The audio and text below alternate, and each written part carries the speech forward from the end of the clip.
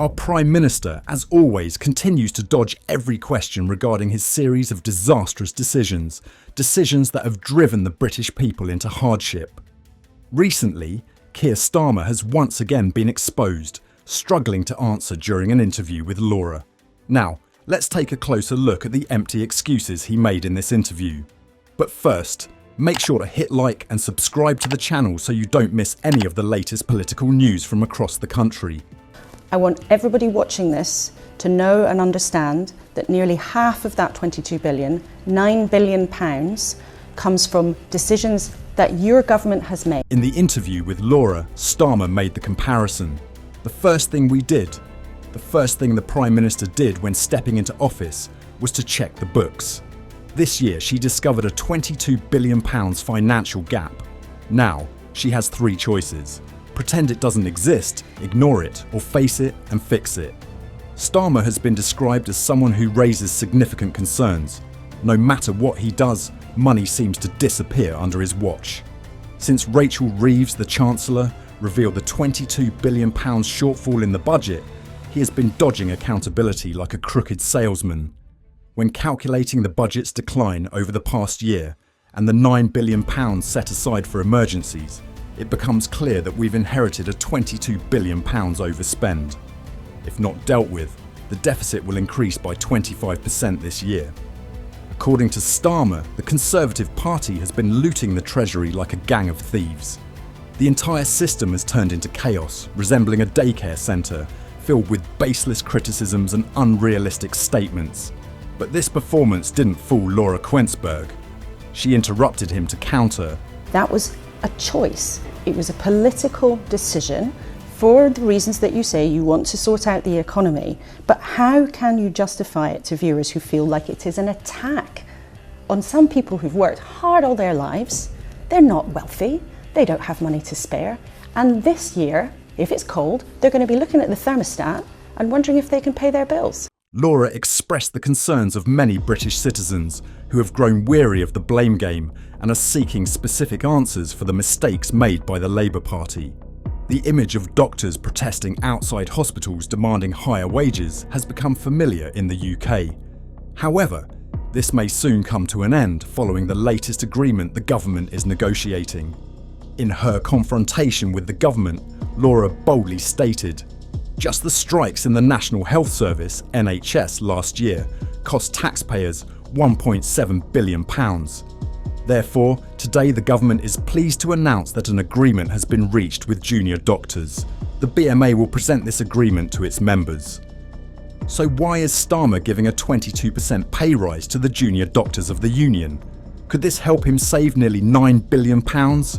The answer was clear that afternoon, as the government confirmed an average pay rise of 22.3% for junior doctors.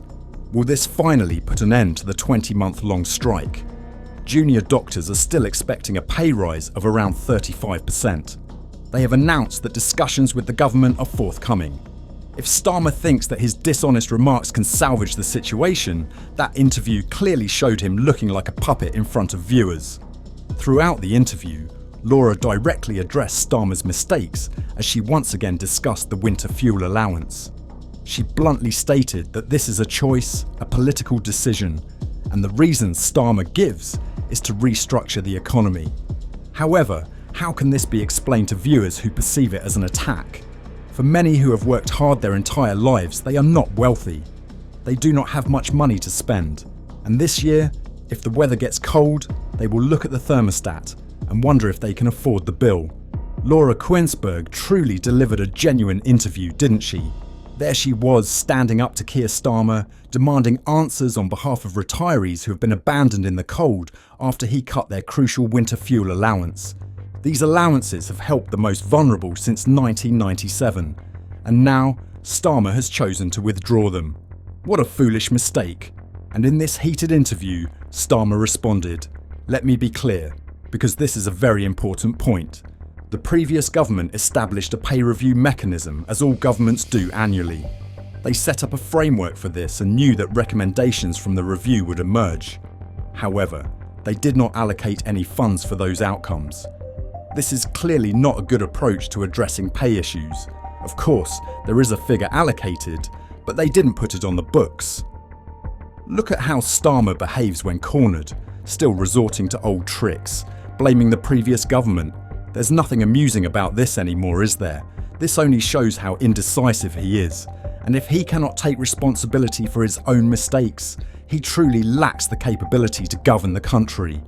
He was utterly helpless when he directly interrupted Laura to ask for further explanation on the second point, as he believed this was very important regarding the winter fuel allowance. Starmer stated, "This is indeed a difficult issue, and clearly everyone understands that. Making this decision is not easy, and no Prime Minister wants to have to do so. But winter fuel payments now need to be specifically targeted. Previously, they were not targeted, and I think everyone recognises that this is not an effective system, so it needs to be adjusted. Clearly, those who need it most will continue to receive this payment."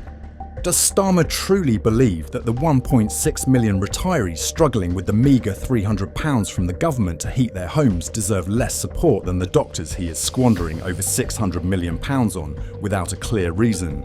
In conversations with many retirees over the past 2 to 3 years, the most severe impacts have been inflation, which has spiralled out of control under the previous government. Electricity bills have soared because the necessary measures from years ago were not implemented. And the cost of living has skyrocketed, unprecedented, which no retiree has ever had to endure before. That is why it is necessary to address the foundations right now, even though this is not an easy task. But seriously? Is that what retirees are asking for? No, they are exhausted from soaring inflation, heavy taxes, and all the costs arising from Starmer's half-hearted clean energy programmes. And not to mention the extravagant housing projects in upscale areas that anyone struggling to keep the lights on simply cannot reach. Either Starmer is oblivious, or he is just mocking the situation, pretending to tackle the issue while only skimming the surface. For some of his MPs, this decision is far too difficult. Some of them are quite worried about it. If a Labour MP votes against Starmer this week when the issue of winter fuel allowances is brought up for discussion in the House of Commons, will he suspend or expel them from the party? Starmer had an immediate answer on this topic instead of choosing to evade and ignore it as he has been doing. His response was, "That will be something to consider, but Labour is the best in the world. They will vote." It is essential for Parliament to speak out on this issue, and voting is necessary. But every Labour MP was elected with the same mandate to bring about the change the country needs during their term.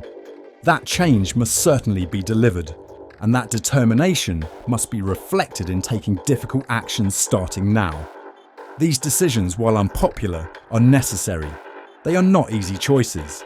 Difficult choices are always unpopular, while popular decisions are simple. It is precisely because of the previous government's evasion of tough decisions that they failed to bring about the necessary changes for the country. The reality is that the Conservative Party has not gained any support in recent times either. They have angered the British public for 14 years. This is the only reason Starmer is able to step into the corridors of power. If 20% of voters were satisfied with the Conservative Party, Starmer would still be sitting in opposition, continuing to dream of the Prime Minister's seat for another decade. It is because of the determination to bring about change that difficult actions must be taken now to ensure the changes the country needs. Starmer will not apologise for this, but he understands that it is not easy for some. Retirees are facing significant difficulties. That is truly undeniable, and they must depend on the National Health Service. They also need public transport, so these issues cannot be separated from each other. With the policy guaranteeing 3 terms, state pensions will rise, far exceeding any cuts from winter fuel allowances. Starmer completely fails to grasp the losses he has caused. How can he recognise the pain from his harsh policies when he is busy handing out rewards and subsidies to train drivers earning £70,000 a year? Meanwhile, those who really need help, who only receive £300, are left struggling in poverty. It is not surprising that his approval ratings have dropped to an all-time low. Starmer needs to recognise that people like Laura Kuenssberg are clearly fed up with his meaningless rhetoric. If he does not put an end to this bias and pretense, the public will oust him from Downing Street, and that would be entirely deserved. What do you think about this issue? Please share your thoughts in the comments below. Don't forget to like, share and subscribe to the channel for the latest updates on national politics.